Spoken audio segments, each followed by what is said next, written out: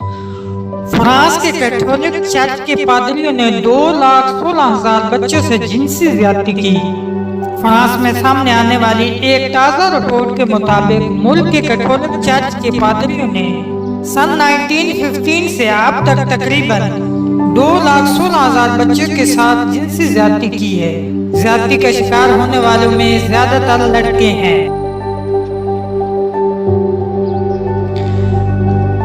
Vatican की जानिब से बयान में कहा गया है कि यूथ फ्रांस को इस इंक्वायरी में हासिल होने वाली मालूमात पर इंतहाई दुख है।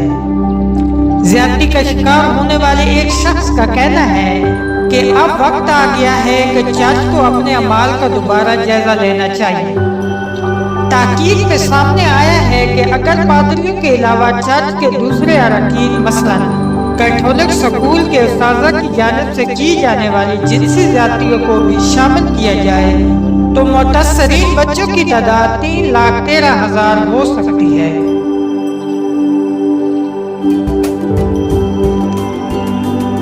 बयान में कहा गया है कि इन्होंने सबसे पहले तो मुतअस्सरीन का एहसास और इसकी तकलीफ पर इंतहाई अफसोस है।